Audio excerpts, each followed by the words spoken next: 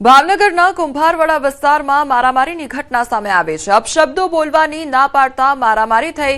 શેરીમાં અપશબ્દો બોલવાની ના પાડતા 5 લોકો દ્વારા માર મારવામાં આવ્યો। ઇજાગ્રસ્ત લોકોને સારવાર અર્થે તાત્કાલિક સરકારી હોસ્પિટલમાં ખસેડવામાં આવ્યા તો ભોગ બનનાર પરિવાર દ્વારા પાઇપ અને હથિયારો વડે હુમલો કરવામાં આવ્યો હોવાનો પણ આક્ષેપ કરવામાં આવી રહ્યો છે। ભોગ બનનાર પરિવારના સભ્યો પર 3 યુવક અને 2 યુવતીએ મળી માર માર્યો હતો। શહેરના બોરતળાવ પોલીસ મથકમાં ફરિયાદ નોંધવા તજવીજ પણ હાથ ધરવામાં આવી છે। સંવાદદાતા નીતિન અમારી સાથે જોડાઈ ગયા છે। નીતિન, પહેલા માથાકૂટ સર્જાઈ અને ત્યારબાદ હુમલો કરવામાં આવ્યો, આખી ઘટના શું હતી? વાત કરીએ તો આ જે ઘટના છે તે શહેરના કુંભારવાડા વિસ્તારમાં જે મોતી તળાવની 0 નંબરની જે શેરી છે ત્યાં મારામારી સર્જાઈ હતી અને ઘટના સામે આવી હતી। ખાસ કરી વાત કરીએ તો આ શેરીમાં જે વિસ્તારમાં જે લોકો રહે છે તે અપશબ્દ બોલતા હતા અને તેને લઈને તેને ટકરવામાં આવ્યા હતા। ત્યારે આ લોકોએ ઉશ્કેરાઈ અને તમામ લોકોએ હુમલો કર્યો હતો, જેમાં 3 પુરુષો અને 2 યુવતીઓએ મળીને આ જે પરિવાર છે તેમની પર હુમલો કર્યો હતો। ભોગ બનનાર તમામ છે તેમને તાત્કાલિક સારવાર અર્થે સરકારી હોસ્પિટલ છે ત્યાં ખસેડવામાં આવ્યા હતા।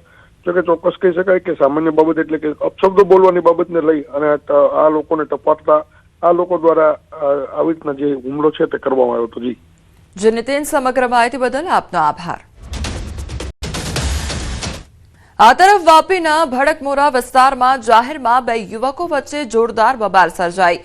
શરૂઆતમાં ઉગ્ર બોલાચાલી અને ગાળાગાળી બાદ વાત મારામારી સુધી પહોંચી ગઈ હતી।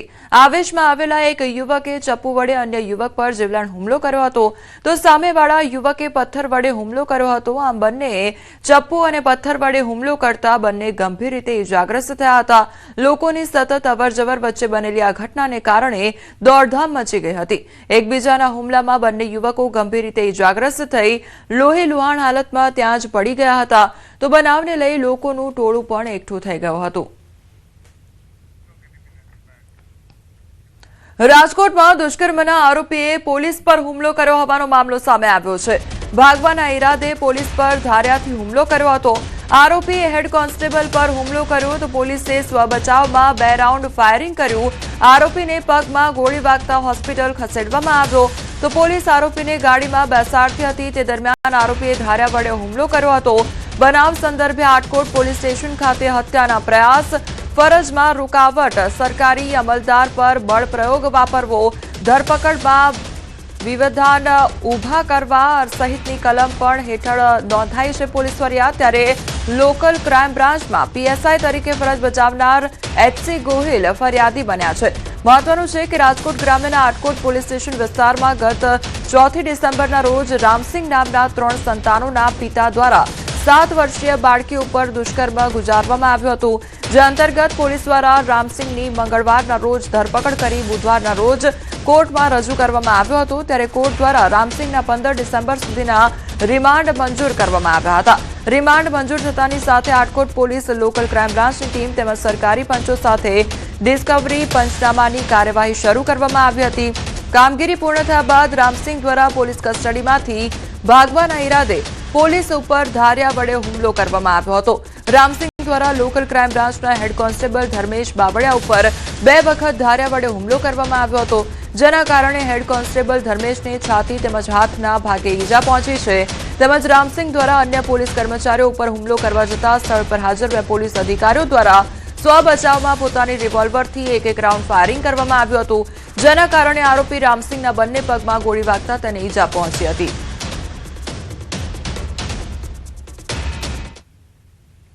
અમારા આટકોટ પોલીસ સ્ટેશનના પીઆઈ, એલસીબીની ટીમ અને એસઓજીની ટીમ સાથે ત્યાં પંચનામો કરવા માટે ગયા હતા। પંચનામો પૂરો થયા પછી ત્યાં જ પૂરો થતા જ્યારે પરત આવતા હતા ત્યારે આરોપીએ ભાગવાના ઈરાદાથી પોલીસ ઉપર જાનલેવા હુમલો કર્યો। ત્યાંથી એક લોખંડનો ધારિયાથી અમારી પોલીસ ઉપર હુમલો કરવામાં આવ્યો અને અમારો એક police constable, police head constable જો એલસીબીમાં ફરજ બજાવે છે ધર્મેશભાઈ બાવલિયા, એના ઉપર 2 વખત ધારિયાથી હુમલો કરવામાં આવ્યો, જેથી ધર્મેશના હાથ ઉપર અને ચેસ્ટ ઉપર ઈજા થઈ છે અને બીજા કર્મચારીઓ તરફ દોડતા હુમલો કરતા અને સેલ્ફ ડિફેન્સમાં અમારા પોલીસના 2 અધિકારીઓ તરફથી 1 રાઉન્ડ જેટલો આને કાબુ કરવામાં જરૂરી હોય એટલો ફોર્સ યુઝ કરવામાં આવ્યો અને બંને પગમાં 1 ગોળી આરોપીને વાગી છે। તો દુષ્કર્મ કર્યા બાદ હવે આરોપીને પોતાની ભૂલ સમજાય છે। પોલીસની કાર્યવાહીથી ડરી ગયો અને આટકોટ દુષ્કર્મનો આરોપી ત્યારે પોતે ભૂલ કરી હોવાનો એકરાર પણ કર્યો।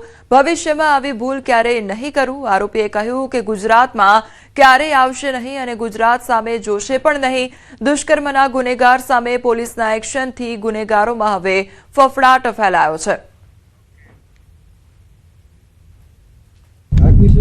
आप मेरे से भूल हो गए हैं, दोबारा कभी भूल नहीं करूंगा और कभी कहीं गुजरात में कभी आएंगे भी नहीं, देखेंगे भी नहीं। आज से माफ कर दो, हाथ जोड़ तुम्हारा। સુરેન્દ્રનગરમાં અજાણ્યા વાહનની અડફેટે 3ના મોત નીપજ્યા હોવાનો મામલો સામે આવ્યો છે। પાટડીના નાવ્યાણી ગામ પાસેની આ ઘટના સામે આવી છે। અજાણ્યા વાહન ચાલકે બાઇકને અડફેટે લીધી અને બાઇક પર સવાર 3 લોકોના ઘટના સ્થળે જ મોત નીપજ્યા છે। અજાણ્યો વાહન ચાલક અકસ્માત બાદ ફરાર થયો છે। પોલીસે અજાણ્યા વાહન ચાલકને ઝડપવા તપાસ હાથ ધરી છે। અકસ્માતને પગલે હાઈવે પર ટ્રાફિક જામના દ્રશ્યો પણ સર્જાઈ ગયા છે। તો સુરેન્દ્રનગરનો આ મામલો સામે આવ્યો છે કે જ્યાં બાઇકને ટક્કર મારવામાં આવી હતી અને અકસ્માત સર્જાયો, જેમાં ઘટના સ્થળ પર જ 3ના મોત નીપજ્યા છે। સંવાદદાતા અક્ષય અમારી સાથે જોડાઈ ગયા છે। અક્ષય, આ ગંભીર અકસ્માત સર્જાયો, હાલ કયા પ્રકારની પરિસ્થિતિ, શું અપડેટ? જી, ચોક્કસથી વાત કરવામાં આવે તો સુરેન્દ્રનગર જિલ્લાના પાટડી તાલુકાના નાવ્યાણી ગામ પાસે વહેલી સવારે બાઇક લઈ 3 યુવાનો જે છે એ બાઇક પર પસાર થઈ રહ્યા હતા। તે દરમિયાન જે એક અજાણ્યો વાહન છે તેને પૂરપાટ જઈ રહ્યો હતો અને બાઇકને ટક્કર મારતા બાઇકમાં જે સવાર 3 યુવાનો હતો તે બાઇક પરથી નીચે પટકાતા ગંભીર ઇજાઓ પહોંચતા ત્રણેય જે યુવાનો છે તેના ઘટના સ્થળે જ મૃત્યુ નીપજ્યા છે। જે મૃતકો છે એ ત્રણેય પાટડી તાલુકાના એક જ ગામના જે એરવાડા ગામ છે તેના રહેવાસી હોવાની વિગતો બહાર આવી છે। હાલ એક જ ગામના જે છે 3 યુવાનોના જે મોત છે એને લઈ અને ગામમાં છે શોકનો માહોલ છવાઈ ગયો છે। હાલ પોલીસ છે ઘટના સ્થળે પહોંચી છે અને જે વાહન ચાલક છે અકસ્માત સર્જી નાસી છૂટ્યો છે તેને હાઈવે પરના સીસીટીવી કેમેરાના આધારે છે એ ઝડપી પાડવા માટે પોલીસ દ્વારા વધુ તપાસની કામગીરી હાલ હાથ ધરવામાં આવી છે। જી, સમગ્ર માહિતી બદલ આપનો આભાર। વડોદરામાં નશામાં ધૂત કાર ચાલકે અકસ્માત સર્જ્યો હોવાની ઘટના સામે આવી છે। જ્યારે કાર ચાલકે બુલેટ ચાલકને અડફેટે લીધો હતો। સ્થાનિકોએ ગાડી ચેક કરતા કારમાંથી દારૂની બોટલો પણ મળી આવી હતી। આજવા રોડ પર આવેલ શ્રીહરી ટાઉનશીપ પાસેનો આ બનાવ સામે આવ્યો છે। બુલેટ ચાલકને ઈજા થતા સારવાર અર્થે હોસ્પિટલ ખાતે ખસેડવામાં આવ્યો છે। પોલીસને જાણ થતાં પોલીસ ઘટના સ્થળ પર પહોંચી આવી હતી અને કાર્યવાહી હાથ ધરવામાં આવી હતી। સંવાદદાતા હાર્દિક અમારી સાથે જોડાઈ ગયા છે। હાર્દિક, નશામાં ધૂત આજે કાર ચાલક છે તેના દ્વારા અકસ્માત સર્જવામાં આવ્યો છે, શું ઘટના સર્જાઈ હતી? બિલકુલ, જો વડોદરા શહેરની વાત કરવામાં આવે તો વડોદરા શહેરમાં ઠેર ઠેર દેશી વિદેશી શરાબ વેચાઈ રહ્યું છે। એના કારણે આ રીતના જે નશેડીઓ છે તેઓ બેફામ બન્યા છે અને નશો કરીને પોતાનું જે વાહન છે તે બેફામ રીતે હંકારતા હોય છે। આ ઘટના જે છે તે ગઈકાલે રાત્રે બની હતી। આજવા રોડ વિસ્તાર જે છે ત્યાં શ્રીહરી ટાઉનશીપ આવેલી છે અને ત્યાંથી એક કાર ચાલક જે છે તે પૂરપાટ ઝડપે પસાર થયો હતો અને એક બુલેટ ચાલક છે તેને અડફેટમાં લીધો હતો। બુલેટ ચાલકને સ્થાનિક લોકો દ્વારા 108 મારફતે હોસ્પિટલ ખાતે સારવાર માટે ખસેડવામાં આવ્યો છે। પરંતુ સ્થાનિક લોકો એ હદે રોષે ભરાયા હતા કે સ્થાનિક લોકો દ્વારા જે કાર ચાલક છે તેનો ઘેરાવ કરવામાં આવ્યો હતો અને ત્યારબાદ કારની તલાશી લેવામાં આવી હતી। ત્યારે આ કારમાંથી વિદેશી શરાબના જે કોટરિયા છે તે મળી આવ્યા છે। એટલે પોલીસે હવે આ જે કાર ચાલક છે તેના વિરુદ્ધમાં ગફલતભરી રીતે વાહન હંકારવું તેમજ જે પ્રોહિબિશન એક્ટની જે કલમો છે તે હેઠળ ગુનો દાખલ કર્યો છે। ઉલ્લેખનીય બાબત છે કે આ પ્રકારની અનેક ઘટનાઓ જે છે તે ભૂતકાળમાં વડોદરા શહેરમાં બની ચૂકી છે, પરંતુ દાખલો બેસતે આ પ્રકારની કાર્યવાહી જે છે તે પોલીસ દ્વારા કરવામાં નથી આવતી। એના કારણે જ આવા જે નશેડીઓ છે તેઓ બેફામ બનતા હોય છે। કોમલ, જી હાર્દિક, સમગ્ર માહિતી બદલ આપનો આભાર। 31st નજીક આવતા જ રાજ્યમાં દારૂ ઘુસાડવા બુટલેગરો સક્રિય થઈ જતા હોય છે, ત્યારે પોલીસ પણ તમામ કિમિયાઓનો પર્દાફાશ કરવા માટે સજ્જ હોય છે। વલસાડ પોલીસે લાખોનો દારૂ ઝડપી પાડ્યો છે। સરોન નજીક વોચ ગોઠવતા હાઈવે પરથી પસાર થતા એક ટેન્કરને રોકતા પર્દાફાશ થયો હતો। તો લુબ્રિકેટેડ ઓઇલ ભરવાના ટેન્કરમાં વિદેશી દારૂની પેટીઓ મળી આવી હતી। જો કે ટેન્કર ચાલક પોલીસને જોતા ટેન્કર છોડી ફરાર થઈ ગયો હતો। અંદાજે 11 લાખથી વધુની કિંમતનો 200 પેટી દારૂ જપ્ત કરવામાં આવ્યો છે। પ્રાથમિક માહિતી અનુસાર ટેન્કર મહારાષ્ટ્રથી સુરત લઈ જવામાં આવી રહ્યો હતો। હાલ પોલીસે આ મામલે વધુ તપાસ હાથ ધરી છે। જૂનાગઢના પોરબંદર માંગરોળ હાઈવે પરથી પકડાયેલ દારૂ કેસમાં પોલીસકર્મીની સંડોવણીનો ખુલાસો થયો છે.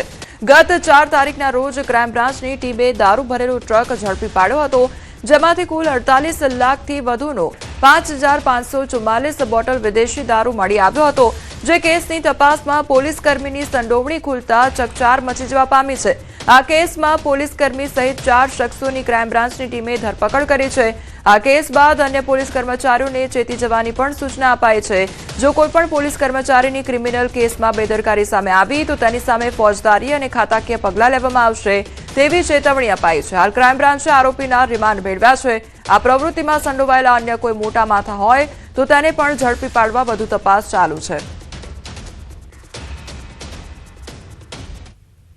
ભારતીય બનાવટનો વિદેશી દારૂ 48 લાખ રૂપિયાની કિંમતનો મળી આવેલો અને તપાસ દરમિયાન અન્ય 4 શખ્સો છે આ ગુનામાં સંડોવણી સામે આવેલી છે.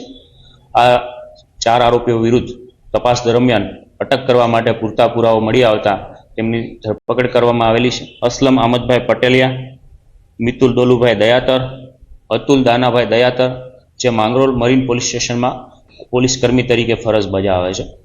અન્ય દેવશી નથુભાઈ નંદાણીયા, આ 4 આરોપીઓની ધરપકડ કરી